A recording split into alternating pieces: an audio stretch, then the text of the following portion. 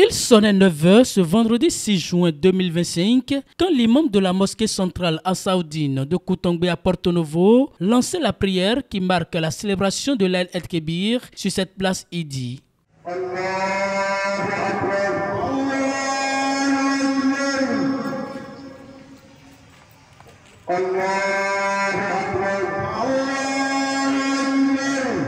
Après avoir exécuté les 2 rakas, l'imam dans son sermon invite les fidèles musulmans à la sérénité et à fêter de façon licite. S'ensuit l'immolation de cette bête.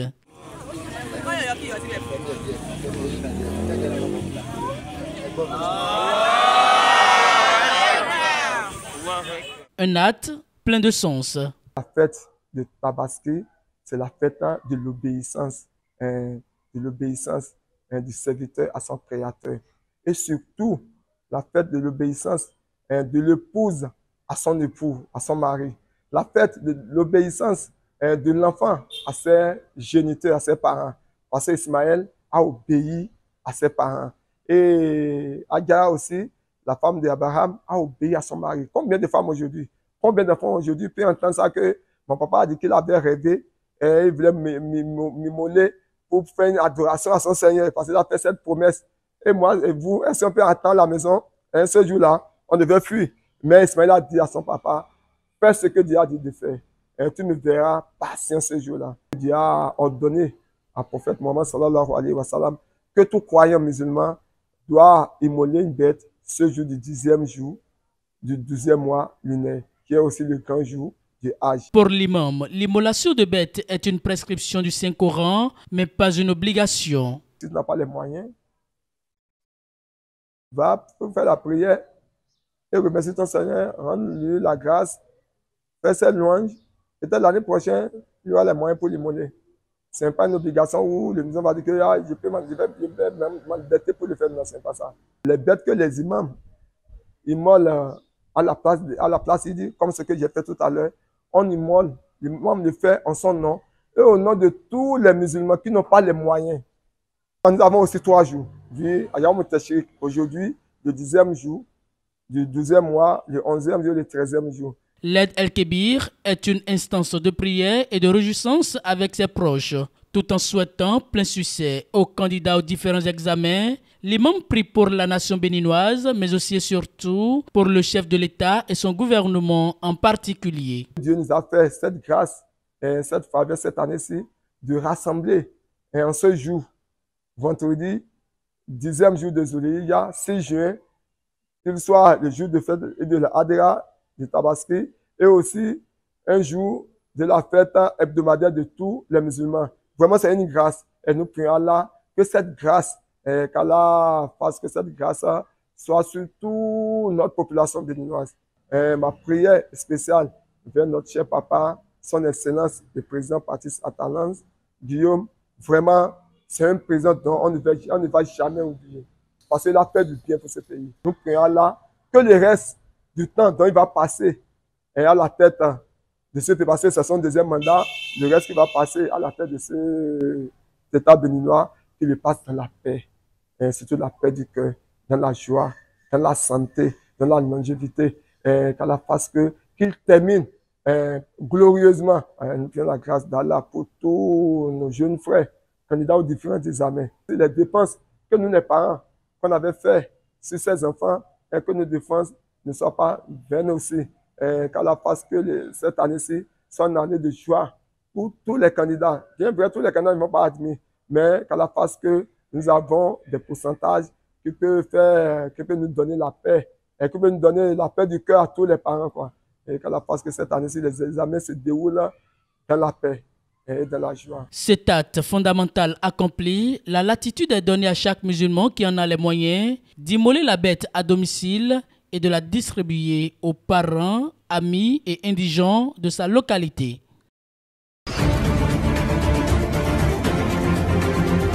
Particulièrement pour les personnes de 3e. Les émissaires belges de la ville d'Oskamp et le maire de la commune de Comé, dans le studio de la radio Mono FM.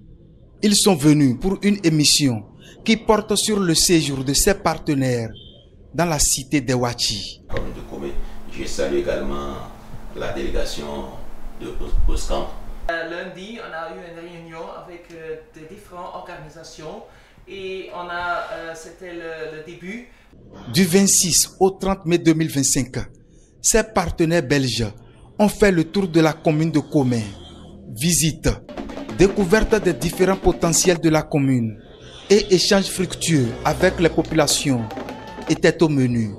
À l'heure du bilan, l'édile de Comé est plus que satisfait. Vous êtes allés dans nos couvents, vous êtes allés au spectacle, vous êtes allés chez nos femmes, les associations de la commune de Comé. C'est très important. Je crois que c'est le moment de partager ces expériences-là pour un développement heureux de nos communes. Au nom du conseil communal de Comé, nous vous disons merci. Je crois que arrivé à Oscamp, vous allez rendre compte fidèlement et le conseil de là-bas va prendre des décisions. La formation des jeunes, le développement de l'agriculture, le tourisme, la culture, la gouvernance locale font partie des points majeurs à prendre en compte dans la mise en œuvre de cette coopération. La formation de la jeunesse, surtout la jeunesse. Comment encadrer un peu la jeunesse. Il y a également l'agriculture. L'agriculture, c'est des expériences que nous devons échanger aussi pour voir dans quelle mesure nous pouvons améliorer l'agriculture dans la commune de Comé, tel que vous le faites de l'autre côté, aussi là-bas. Vous étiez restés en bonne santé. Nous avions travaillé de commun accord. Pour moi, que ce partenariat continue toujours dans de bons sens. Le séjour aura été émouvant pour la délégation d'Oscamp, sidérée par l'hospitalité du peuple Wachi, l'organisation et le sérieux ayant encadré le déroulement des différentes activités. On est plein de gratitude et pour nous, l'accueil c'est chaleureux, le programme, les activités, c'était très intéressant. Pour moi, c'est la vie communautaire rurale ici, l'ambiance de villageoise et qui vient de la base. C'est quelque chose que je prends à Oscamp et je prends à la plan d'action que nous pouvons faire ensemble. Donc nous allons retourner à Oostkamp et nous allons parler beaucoup de Comé, de Bénin. Nous serons des ambassadeurs pour votre commune. J'ai vu beaucoup de talents, beaucoup de potentiel d'envie, de la culture, des partenaires aussi. Vous êtes très organisés avec des partenaires. La citoyenneté mondiale, les ODD, ça va être tout impliqué dans notre partenariat. Je suis venu ici avec l'idée de voir comment la culture béninoise et la culture belge, la culture flamande ou de Oscamp, c'est comme vous voulez le nommer, on peut les intégrer. Avant que les deux parties ne se séparent, une cérémonie solennelle, symbole de revoir, s'est déroulée au cabinet du maire. Elle a été immortalisée par des échanges de cadeaux de toutes sortes.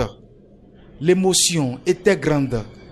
Deux communes appartenant à deux différentes nations vont désormais se donner la main pour regarder droit dans la même direction. Avec cet élan, le développement ne sera plus un vœu, mais plutôt une réalité à commun. Bonne traversée à vous. Okay.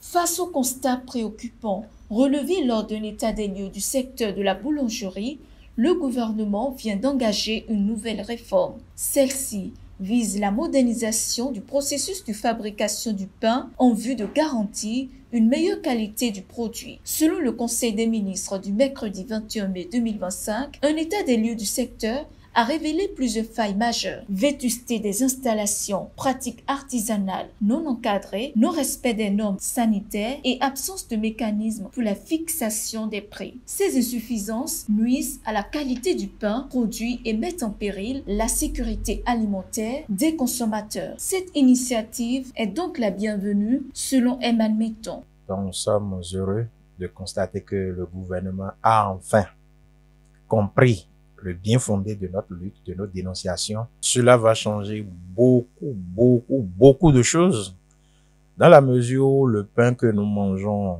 depuis des décennies, j'allais dire, répond à un certain nombre de critères. Et ces critères ne sont pas souvent respectés par les patrons, les promoteurs de boulangerie. Donc, ce qui va changer fondamentalement, nous n'aurons plus le pain qui manque d'assez d'éléments qui est conseillé pour la santé du consommateur. Nous n'allons plus voir le pain dont le grammage pose problème et ne répond pas à cet arrêté. Nous n'allons plus voir des pains qui sont transportés et exposés dans de mauvaises conditions. Donc, nous allons voir beaucoup de choses si le gouvernement reste fidèle à ce qu'il veut faire en jetant son regard sur ce secteur. Je voudrais inviter le gouvernement à faire en sorte pour que l'étude prenne en compte tous les compartiments et tous les volets. Il ne faudrait pas que, à la suite de cette étude et des dispositions ou décisions qui seront prises, que nous soyons encore là à dénoncer encore les faits que nous constatons. Est-ce que tous les jours, nous consommons du pain, on en raffole, c'est pratiquement devenu un aliment quotidien et bientôt nous allons dépasser les Turcs qui consomment abondamment du pain. Donc, c'est demander à ces promoteurs-là de faire en sorte pour que les décisions du gouvernement soient respectées, qu'on ne trouve plus dans le pain mis à la consommation, à la disposition du consommateur, les pains produits dans des conditions où les lieux sont malpropres. Tout ce qui est injecté dedans ne rentre pas en ligne de compte avec ce qui doit être fait. Il y a ces aspects-là. Le transport, l'exposition, la production, je voudrais que ces promoteurs-là évitent pour ne pas tomber encore sous le coup de la loi, parce que là, avec ce qui se passe sur le terrain, on ne peut pas imaginer qu'on produit le pain avec de la gymnastique. Ce que nous consommons, on ne peut pas produire ça avec de la gymnastique. Il y a déjà un problème à ce niveau. Je voudrais dire aux consommateurs que tout ce qu'ils voient exposé à la poussière, aux intempéries, de s'en méfier. Parce que lorsque vous tombez malade, c'est d'abord vous qui allez dépenser et c'est après que vous allez commencer à crier gouvernement viens à notre secours, parce que c'est vous qui souffrez, c'est vous qui allez souffrir du fait de la consommation de ces pains-là qui ne répondent pas souvent aux normes. Donc, méfiez-vous des pains exposés aux intempéries, aux crachats, à toutes sortes de poussières qui pilulent dans les mains de nos bords d'âme et autres qu'on laisse à la disposition, à la merci des mouches et autres. Méfiez-vous de ces pains et que votre aliment soit votre médicament. Au regard des mesures prises par le ministère de l'Industrie et du Commerce pour améliorer la qualité du pain, il est impérieux qu'un suivi rigoureux soit fait. Cela y va du bien-être de la population.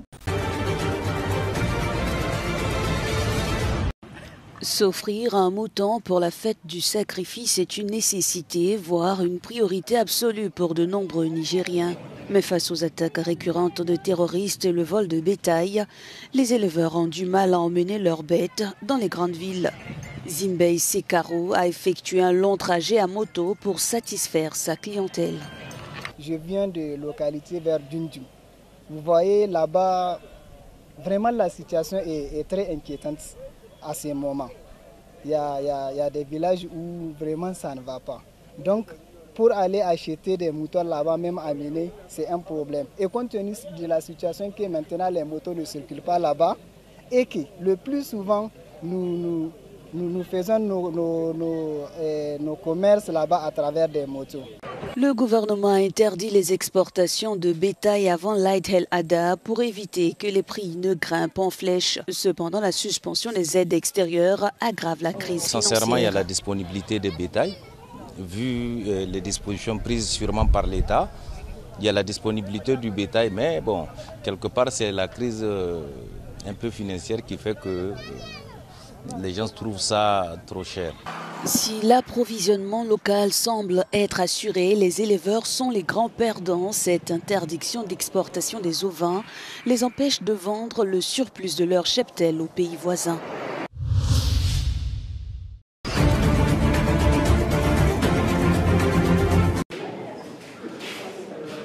Le Burundi a entamé le dépouillement des votes après les élections législatives et locales du 5 juin. Près de 6 millions d'électeurs étaient appelés aux urnes dans plus de 14 000 bureaux de vote pour désigner leurs députés et conseillers communaux lors du premier scrutin national depuis l'accession au pouvoir du président Évariste Ndayishimiye en 2020.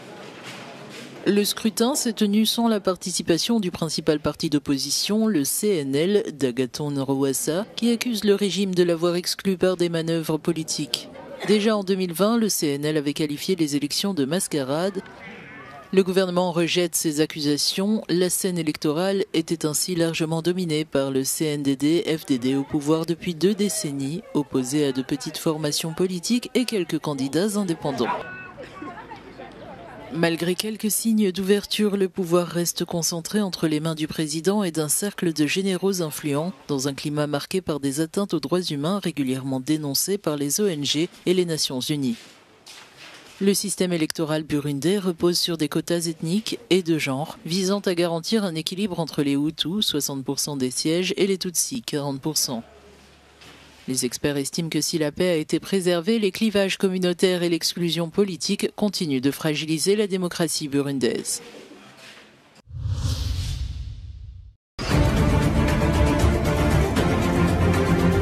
Edgar Lungu, qui a dirigé la Zambie entre 2015 et 2021, est décédé ce jeudi à l'âge de 68 ans dans une clinique de Pretoria en Afrique du Sud. L'annonce de sa mort a été faite par sa famille et son parti politique. Lungu était arrivé au pouvoir en 2015 après le décès du président Michael Sata. Il avait ensuite été réélu en 2016 pour un second mandat avant de quitter la présidence en 2021, battu par l'opposant Hakainde Hichilema lors d'une élection largement remportée par ce dernier. Entre 2023 et 2024, Edgar Lungu dénonçait régulièrement les restrictions imposées par l'administration de son successeur, des accusations fermement rejetées par les autorités en place. Né le 11 novembre 1956 à Ndola, Lungu était avocat de formation.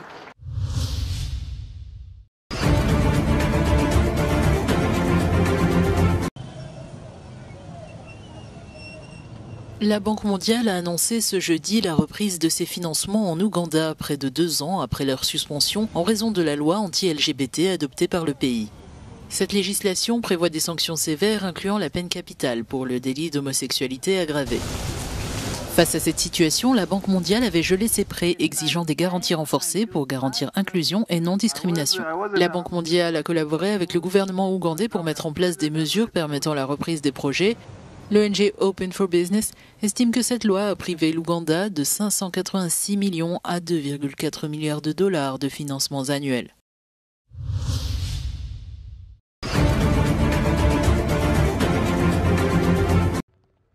À Paris, lors d'une conférence de presse conjointe avec Emmanuel Macron, le président brésilien Luiz Inácio Lula da Silva a tenu jeudi des propos particulièrement forts sur la guerre à Gaza. Devant les journalistes, il a dénoncé ce qu'il qualifie d'inaction internationale face à une tragédie. Il est important que les puissances mondiales mettent immédiatement fin à ce conflit. Nous ne pouvons pas continuer à avoir l'ONU qui demande en vain un cessez-le-feu. Nous assistons aujourd'hui à un génocide tous les jours.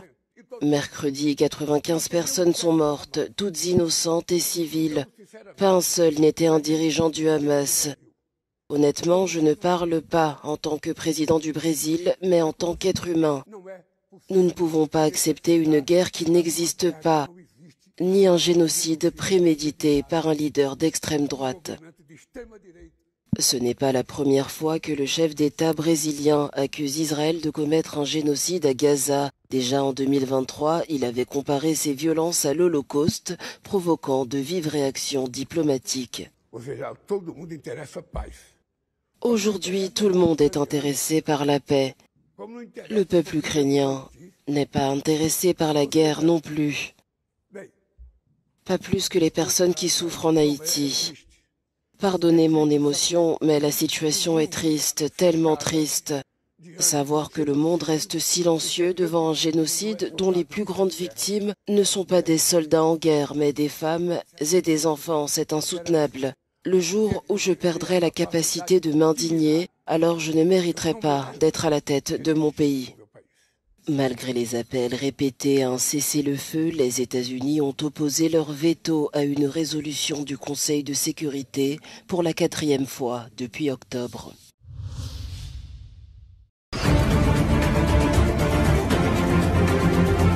Un culte sous un soleil de plomb à l'occasion du Hajj cette semaine en Arabie Saoudite.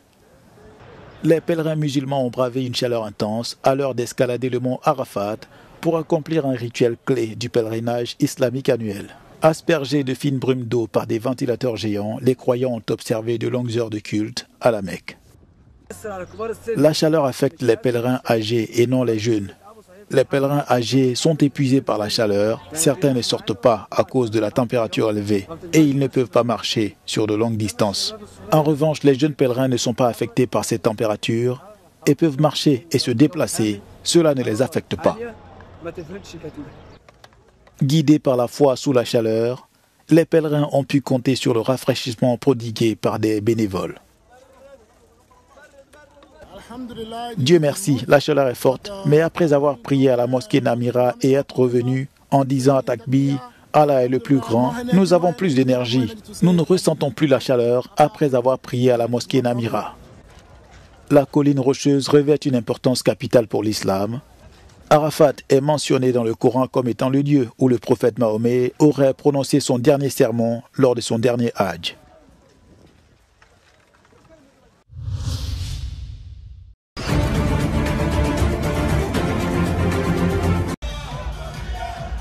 La Jordanie célèbre un exploit historique. Pour la première fois, les Chabab décrochent leur billet pour la phase finale de la Coupe du Monde 2026. Une victoire nette 3-0 face à Oman, combinée à la défaite de l'Irak contre la Corée du Sud, propulse la sélection jordanienne parmi l'élite du football mondial.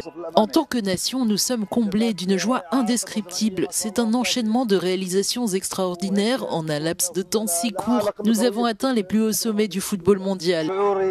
Les sentiments sont indescriptibles après cette qualification pour la Coupe du Monde et nous espérons que notre équipe continuera sur cette lancée. Comme vous pouvez le voir, notre peuple tout entier célèbre cette victoire pour notre équipe nationale désormais qualifiée pour la Coupe du Monde. Partout dans le pays, scènes de liesse, drapeaux, chants et feux d'artifice, la Jordanie s'apprête à prendre son envol vers la Coupe du Monde 2026, un nouveau chapitre à écrire sur les terres américaines, mexicaines et canadiennes.